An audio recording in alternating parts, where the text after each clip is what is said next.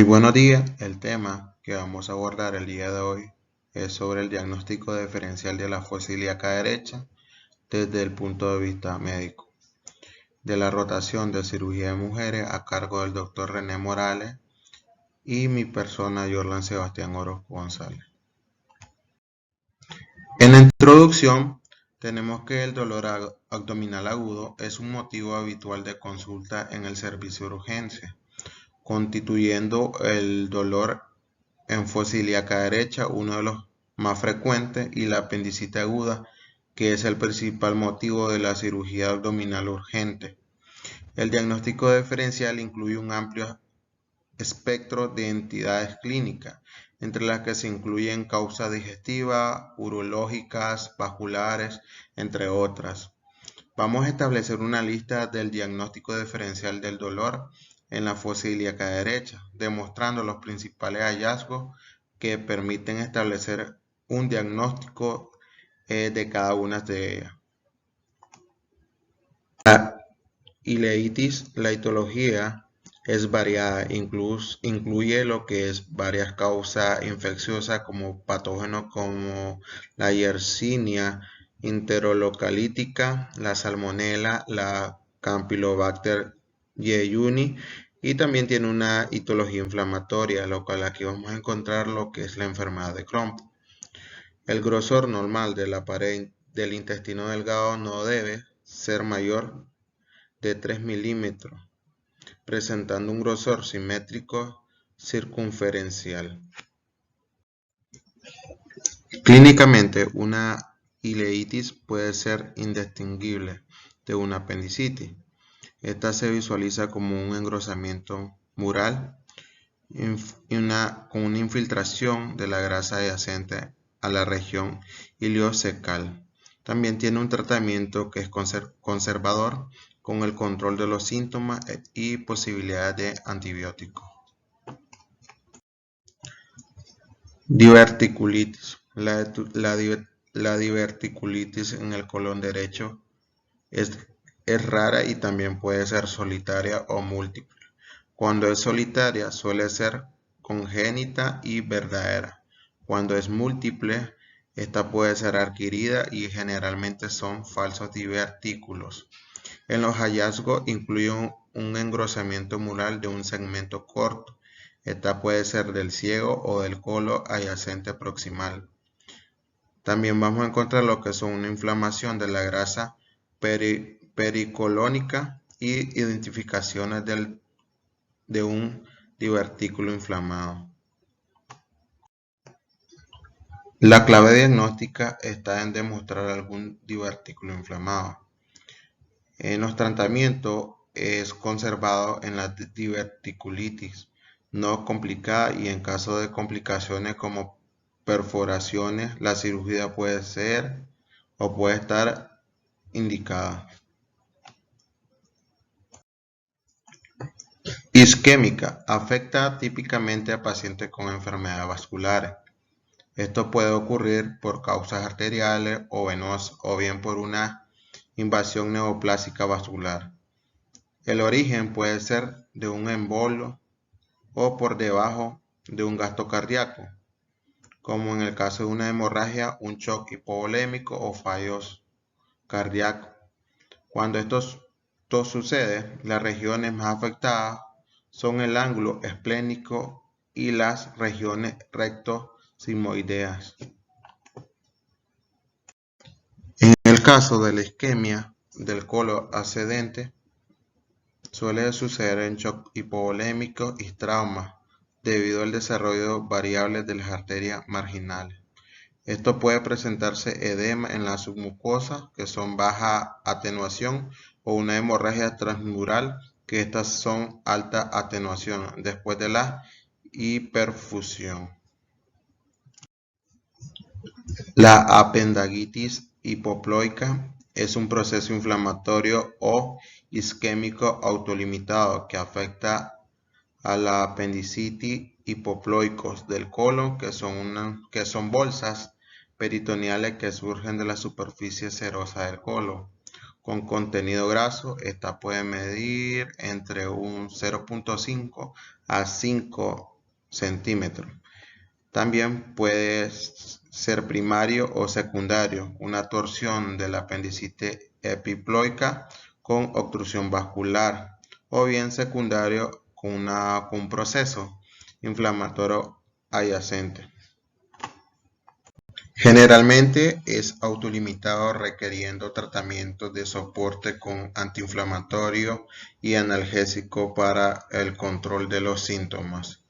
Los síntomas son dolor abdominal brusco e intenso, de menos de una semana de evolución, son bien localizados y no hay irradiación y que pueden asociarse con defensas abdominales.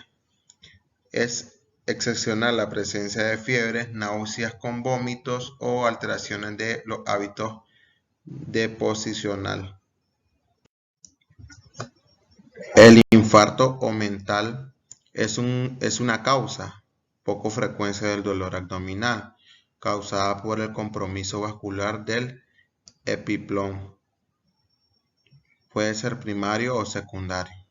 La localización más frecuente del primario está presente en la fosa ilíaca derecha, donde la irrigación arterial es más deficiente. Esta puede producir el dolor tras un esfuerzo, tos o comida en un exceso en los infartos o mentales primarios. En el caso de los infartos mentales secundarios, esto puede ser por una cirugía, trauma o inflamación abdominal. La adenitis mesentérica, como sabemos, es un proceso inflamatorio autolimitado que afecta a los ganglios linfáticos mesentéricos en el cuadrante inferior derecho y que puede simular una apendicitis aguda. Suele tener lugar en niños y en gente jóvenes y en la ecografía suelen ser de elecciones. La característica que incluyen 3 o más ganglios linfáticos aumentados de tamaño al menos de 5 milímetros de ejes cortos que se sitúan delante del músculo del psoas derecho en la mayoría de los casos, o en el mesentérico del intestino delgado. La adenitis mesentérica no tiene un tratamiento específico, pues remite de forma espontánea en unos días.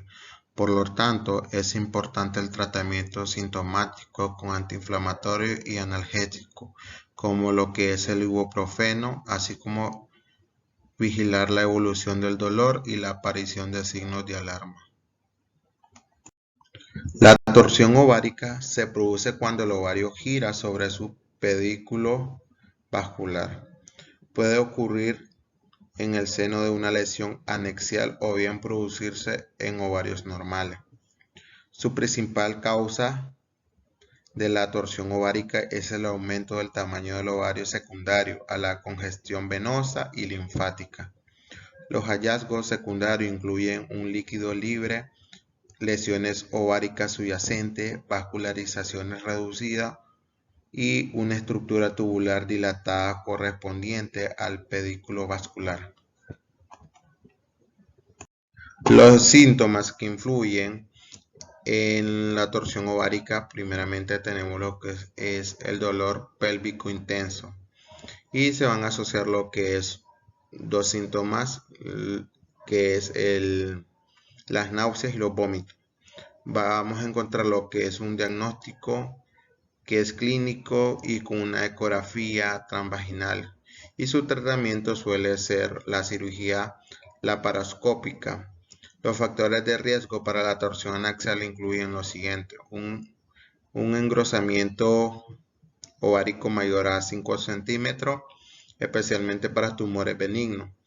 Si hay embarazo, si hay un quiste, el cuerpo lúteo es grande, una inducción de la ovulación y también antecedentes previos de la torsión anexial. La espondilodicitis consiste en una infección que involucra el disco intervertebral y a las vértebras adyacentes. La afectación aislada del disco intervertebral es un proceso raro, ya que generalmente se produce la infección del cuerpo vertebral y posteriormente se extiende al disco, sobre todo en la población adulta. Las manifestaciones clínicas también se dan en niños y en adultos. En niños, la espondilodicitis suele aparecer en edad comprendida entre los 2 y 5 años. Suele mostrar irritabilidad y dolor lumbar principalmente. En los adultos es más común la discitis lumbar.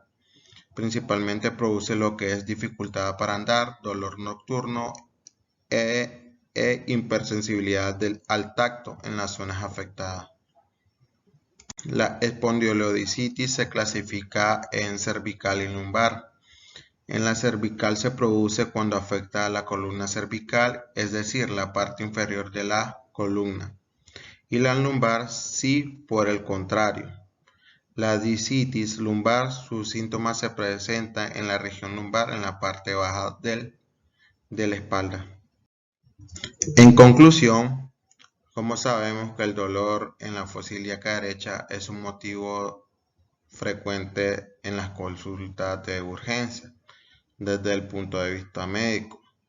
También es importante establecer un diagnóstico diferencial de las principales etiologías que están presentes en la fosa ilíaca derecha, conociendo los hallazgos radiológicos de aquellas identidades que son más frecuentes y menos frecuentes, pero que hay que tener en cuenta para la correcta valoración de estudio de estos diagnósticos. Muchas gracias.